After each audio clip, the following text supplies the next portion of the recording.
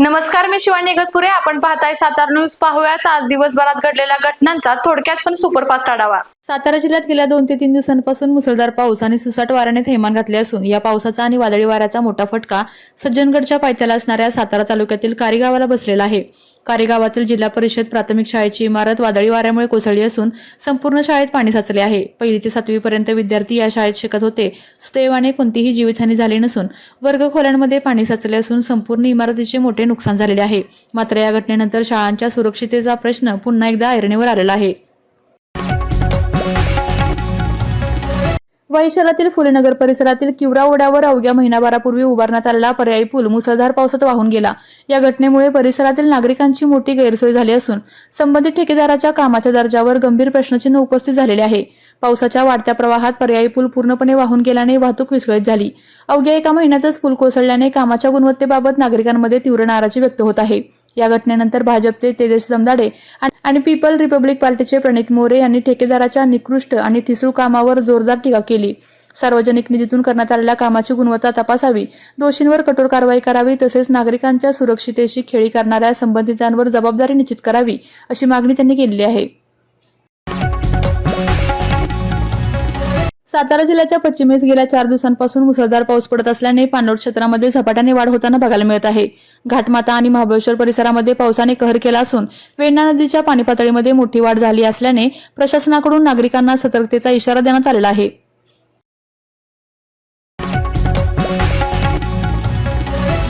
सातारा तालुक्यातील आसनगाव येथे गाव ओढ्यावरील मुख्य पुलाचे काम सध्या सुरू असून ठेकेदाराच्या ढिसाळ कारभाराचा फटका येथील नागरिकांना बसल्याचं बघायला मिळत आहे. आसनगाव परिसरामध्ये गेल्या 2 दिवसांपासून मुसळधार पाऊस सुरू असून दरम्यान पुलाचे काम चालू असताना ठेकेदाराने बनवलेल्या पर्यायी पुलावर पाईप न टाकल्याने ओढ्याचे पाणी तुंबून नागरिकांच्या दुकानात शिरल्याने साहित्याचे नुकसान झालेले आहे. पुसेगाव पोलीस ठाण्याच्या हद्दीत गेल्या 6 महिन्यांपासून महावितरणाच्या इलेक्ट्रिक पोलवरील अॅल्युमिनियमच्या तारांची चोरी करणाऱ्या सराई टोळीच्या मुसक्या आवळण्यात पोलिसांना मोठे यश आले आहे.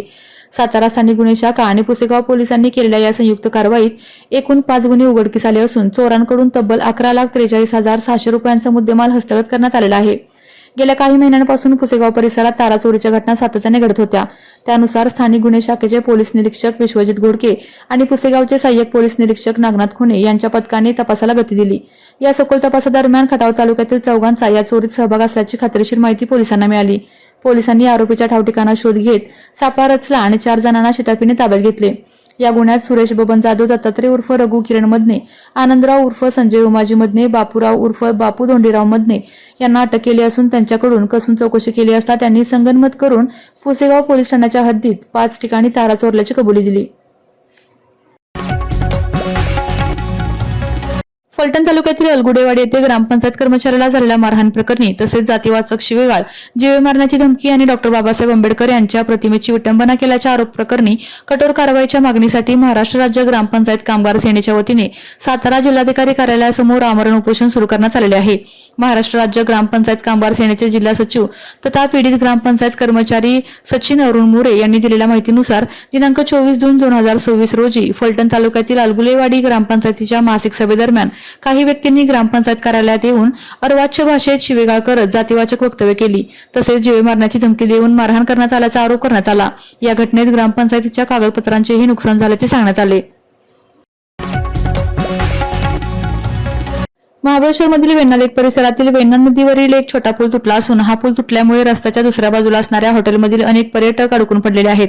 या पर्यटकांना बाहेर काढण्यासाठी प्रशासनाकडून प्रयत्न सुरू असून या पर्यटकांच्या गाड्या क्रेनच्या साहाय्याने दुसऱ्या बाजूला काढल्या जात आहेत. वेण्णा लेक आणि लिंगमळा भागातील अनेक घरांना पाण्याचा वेढा पडला असून एकूणच महाबळेश्वरमध्ये आता जोरदार पाऊस सुरू असून काल एका दिवसात 513 मिलीमीटर पावसाची नोंद झालेली आहे. सातारा तालुका पोलीस ठाण्याच्या हद्दीत मौजे मर्डे येथे कृष्णा नदीला आलेल्या पुरात वाहून जाणारे एका इसमास पोलीस कर्मचारी, होमगार्ड आणि स्थानिक ग्रामस्थांनी जीवाची बाजी लावून सुखरूप बाहेर काढले. पोलिसांच्या या तत्परतेमुळे आणि सतर्कतेमुळे एका व्यक्तीचे प्राण वाचले असून परिसरात त्यांचे कौतुक होत आहे. मौजे मर्डे तालुका जिल्हा सातारा येथील मर्डे आणि आनेवाडी गावांना जोडणाऱ्या पुलावरून सध्या कृष्णा नदीचे पाणी ओसंडून वाहत आहे. या पुलाच्या शेजारी असलेल्या स्मशानभूमीच्या पलीकडे शिवाजी शिंगटे राहणार मर्डे हा इसम दारूच्या नशेत असताना अचानक पाय घसरून नदीच्या वेगवान प्रवाहामध्ये पडला आणि वाहत जाऊ लागला. सदर पुलावर आपत्कालीन परिस्थितीसाठी बंदोबस्तात तैनात असलेले पोलीस कर्मचाऱ्यांनी घटनेचे गांभीर्य ओळखून तत्काळ धाव घेतली. तसेच गावाच्या सरपंच सविता शिंगटे, उपसरपंच विक्रम शिंगटे आणि पोलीस पाटील महेश रोकडे यांनी स्थानिक ग्रामस्थांच्या मदतीने अत्यंत प्रतिकूल परिस्थितीत नदीच्या पाण्यातून सदर इसमा सुखरूप बाहेर काढले. वाई तालुक्यातील घाटमाथ्यावरील तसेच दरडप्रवण क्षेत्रातील गावांची पाहणी तहसीलदार सोनाली मेटकर यांनी केली. धोकादायक क्षेत्रातील नागरिकांच्या स्थलांतरणासाठी प्रशासन हालचाली करत असून आपत्कालीन परिस्थितीमध्ये प्रशासन संपूर्णतः नागरिकांच्या पाठीशी असल्याची माहिती वाईचे तहसीलदार सोनाली मेटकर यांनी दिली आहे.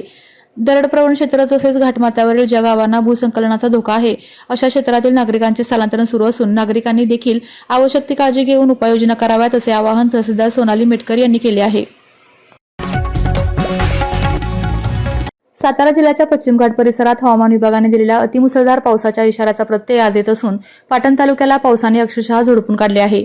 तालुक्यात विविध 3 ठिकाणी झाडे कोसळल्याच्या गंभीर घटना घडल्या असून यामध्ये एकूण 7 जण गंभीर जखमी झालेले आहेत. चालत्या वाहनांवर झाडे कोसळल्याने काही काळ प्रवाशांच्या काळजाचा थरकाप उडाला होता.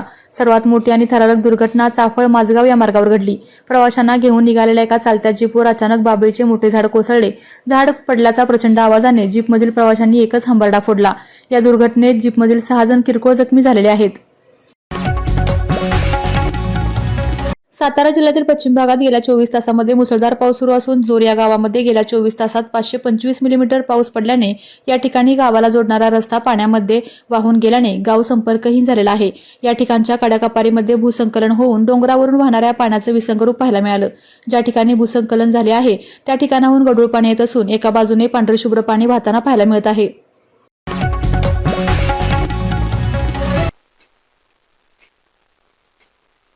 या होत्या आज दिवसभरात घडलेल्या घटना. अशाच घटना जाणून घेण्यासाठी पाहत रहा सातारा न्यूज.